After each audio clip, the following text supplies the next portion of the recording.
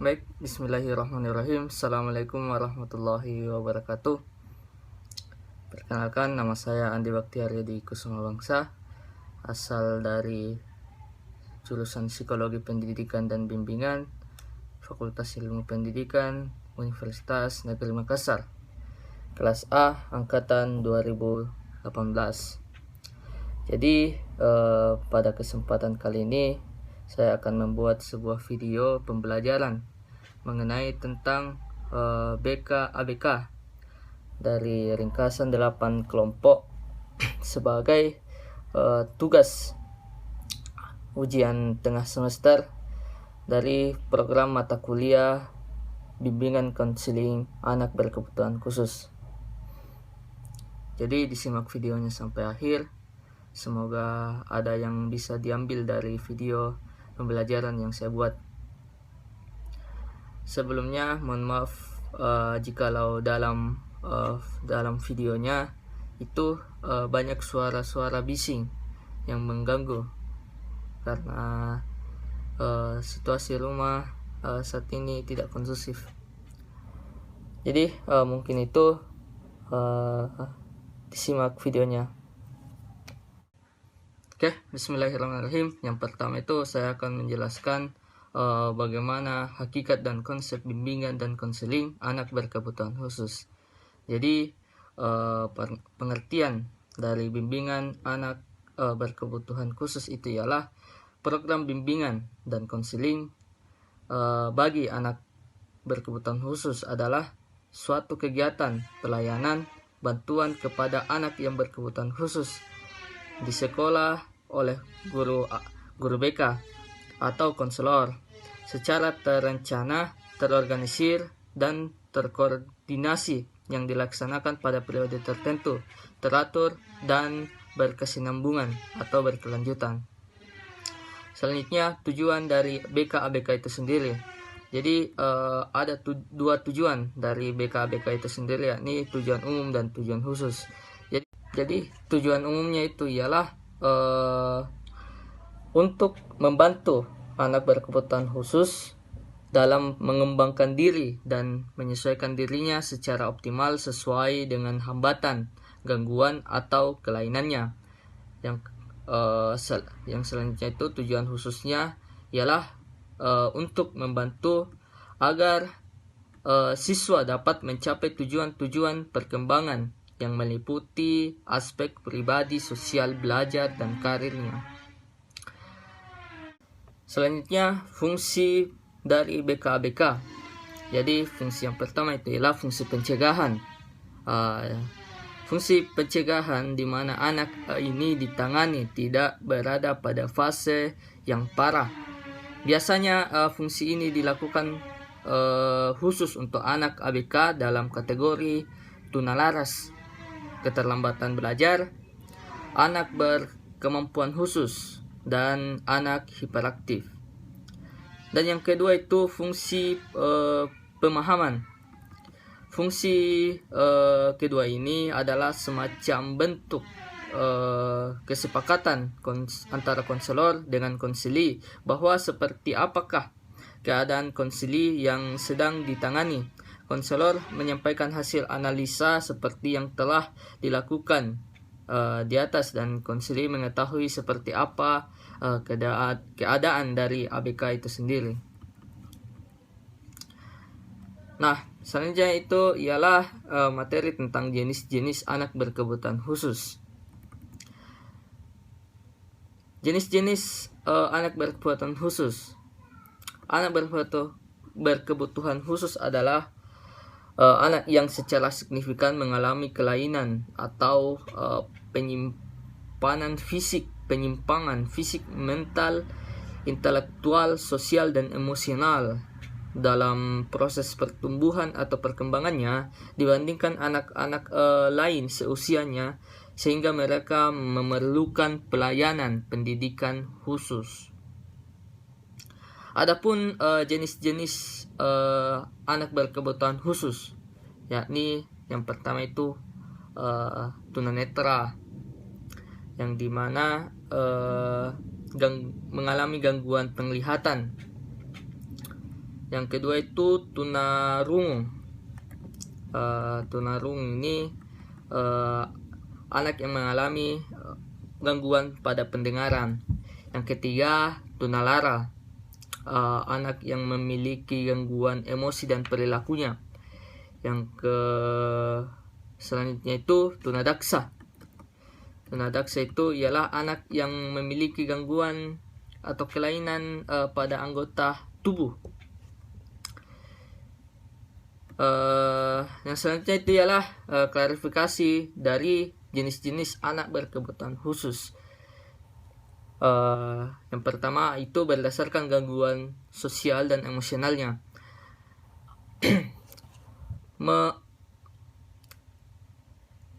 Salah satu jenis anak berkebutuhan khusus berdasarkan gangguan sosial dan emosionalnya ini disebut tunalaras, yaitu anak yang mengalami gangguan sosial dalam memberikan respon kronis yang jelas tidak dapat diterima secara sosial oleh lingkungan atau cara-cara personal yang kurang memuaskan, tetapi masih dapat dididik agar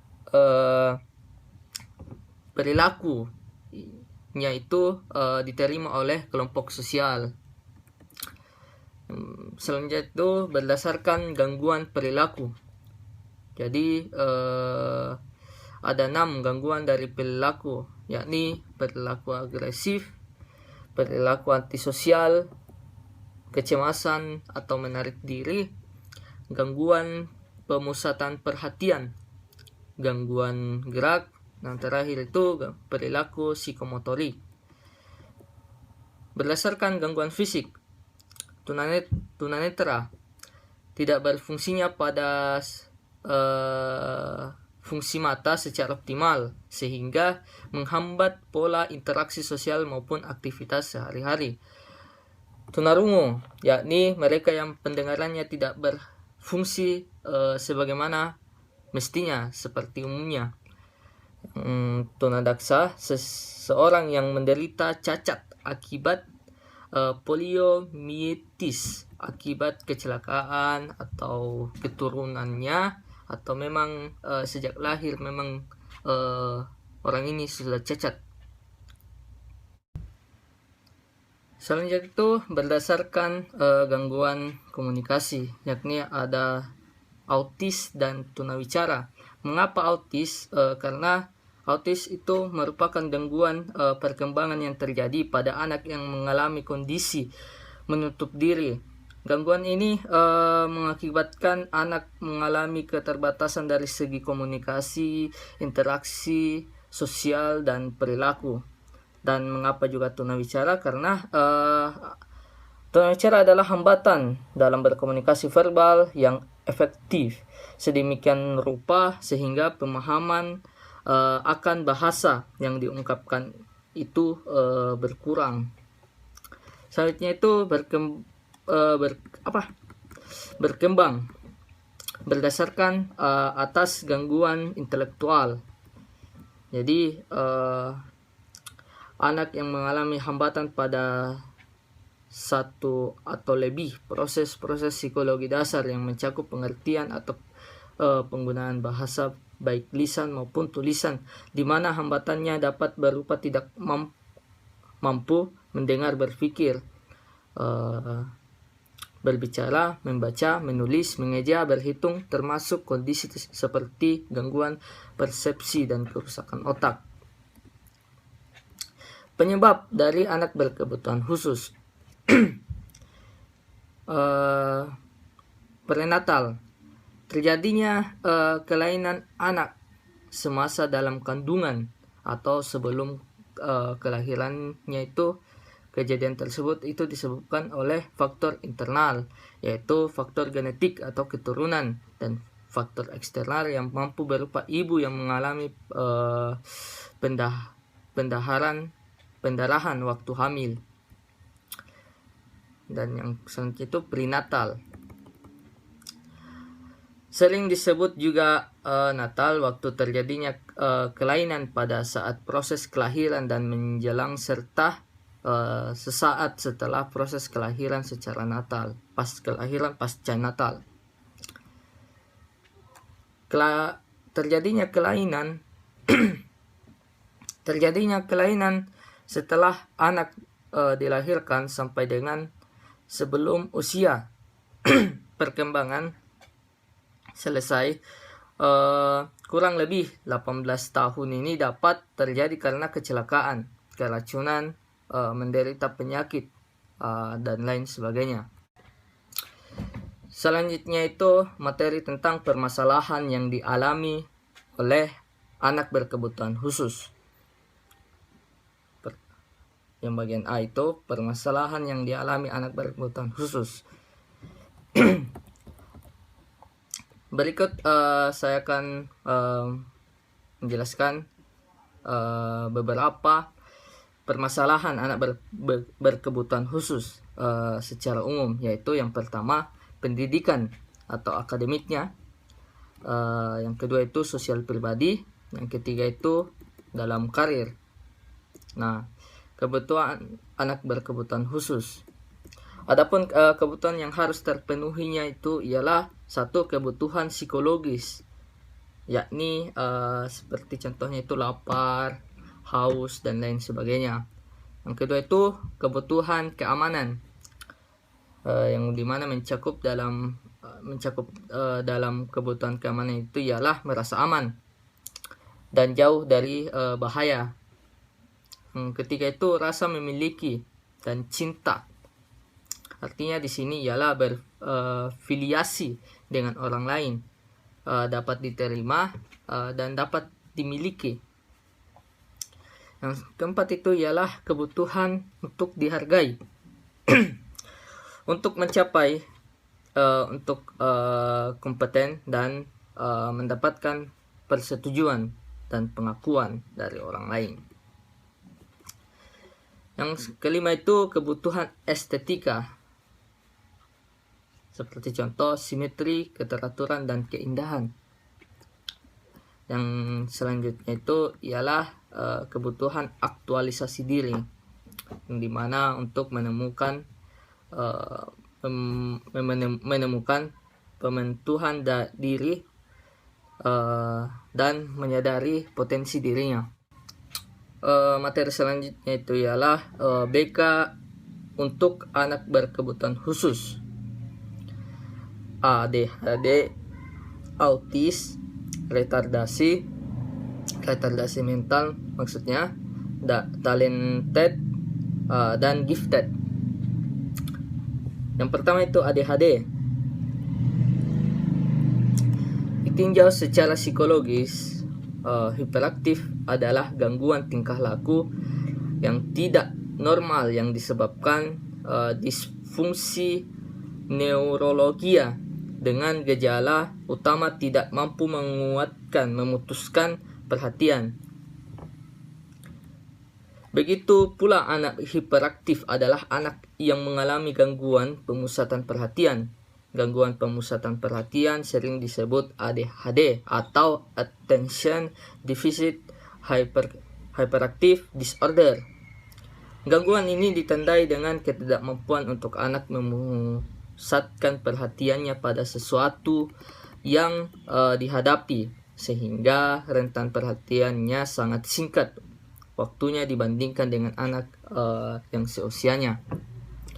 Selanjutnya itu ialah autis. Autisme adalah gangguan perkembangan kompleks yang gejala-gejala meliputi perbedaan dan ketidakmampuan komunikasi sosial, kemampuan motorik kasar dan motorik halus, dan kadang-kadang kemampuan intelektualnya juga.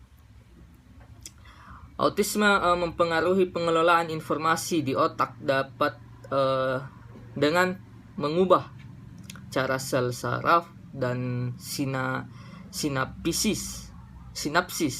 Mereka menghubungkan dan mengatur bagaimana hal ini terjadi dan tidak dipahami dengan baik.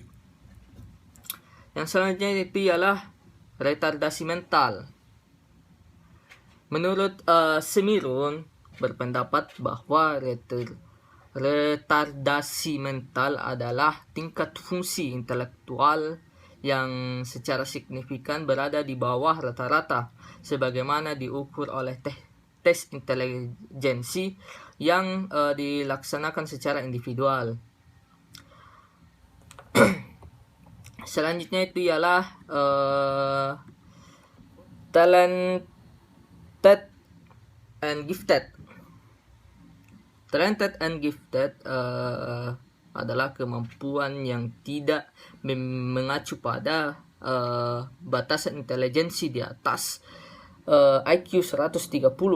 Akan tetapi, talented mempunyai salah satu atau beberapa bidang prestasi yang menonjol yang melebihi rata-rata, dan prestasi tersebut tidak selalu dalam bidang akademis saja. Sedangkan gifted atau anak yang memiliki cerdasnya ini istimewa merupakan istilah yang diberikan untuk menjelaskan kondisi seseorang yang memiliki kemampuan atau potensi melakukan sesuatu jauh di atas rata-rata dengan orang seusianya. Batasan dari intelligence quotient atau biasa disebut dengan IQ merupakan di atas 130 dengan kreativitas, motivasi, dan ketahanan kerja tinggi. Baik, materi yang selanjutnya itu ialah mengenai pemahaman anak berkebutuhan khusus sebagai individu. Jadi, konsep diri seseorang dapat dipengaruhi oleh beberapa faktor, yakni pertama itu pengalaman, kompetensi dalam area yang dihargai, aktualisasi diri, body image, ideal self, dan social health.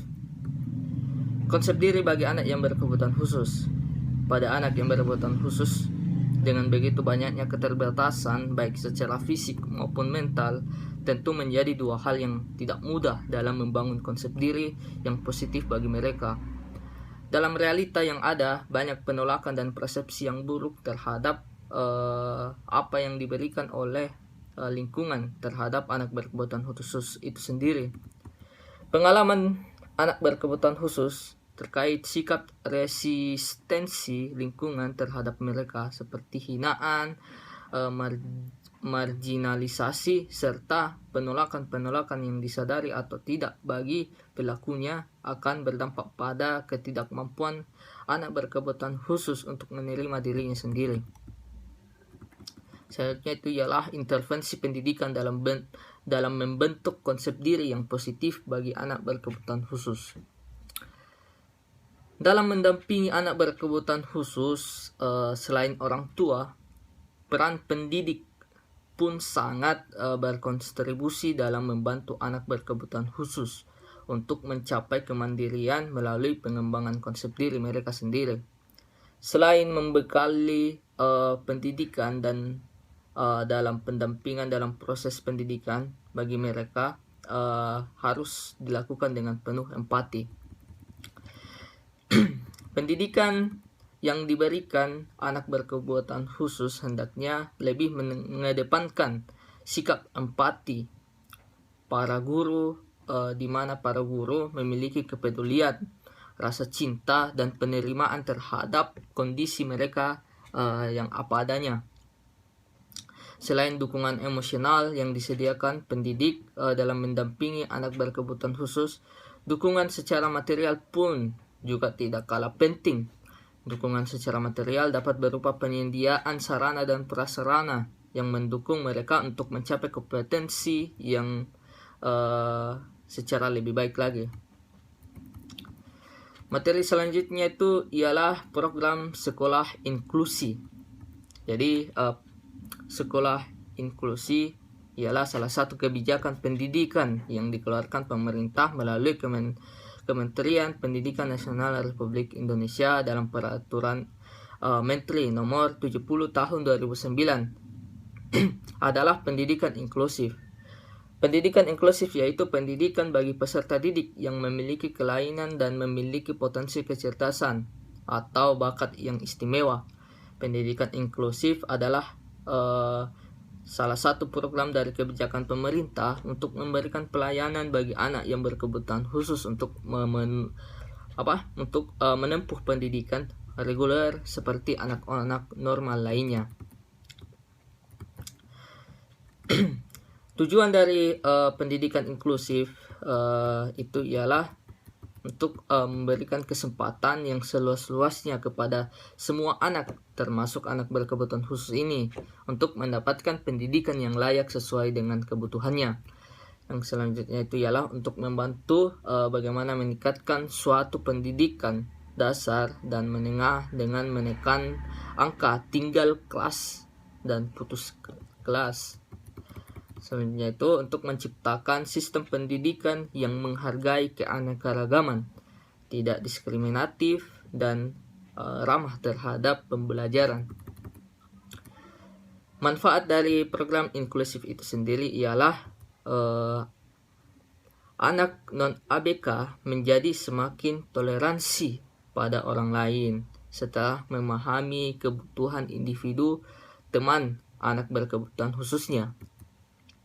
Anak yang non-ABK mengalami perkembangan dan komitmen pada moral pribadi dan prinsip-prinsip etika.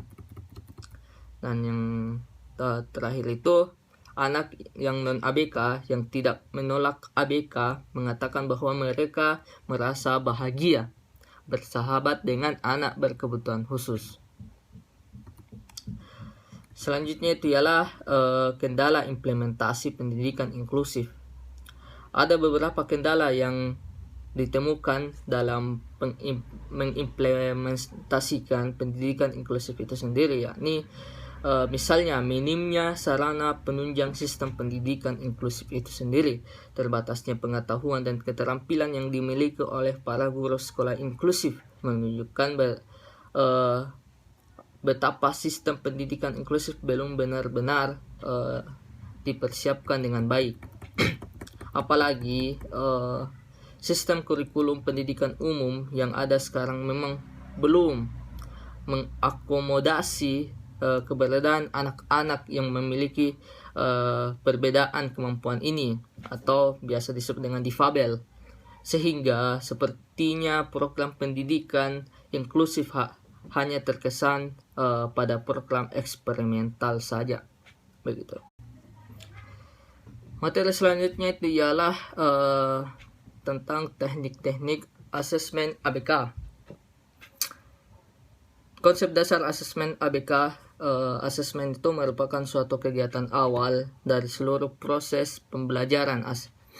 Asesmen merupakan sebuah proses pengumpulan informasi tentang seseorang anak yang akan digunakan untuk membuat pertimbangan dan keputusan yang berhubungan dengan anak tersebut.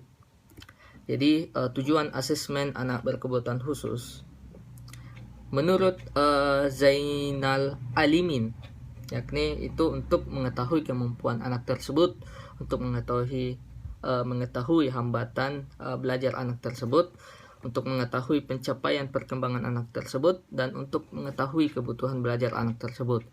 Dan tujuan dilaksanakannya asesmen bagi anak berkebutuhan khusus yakni untuk pertama itu menyaring kemampuan anak tersebut, yang kedua itu mengklasifikasikan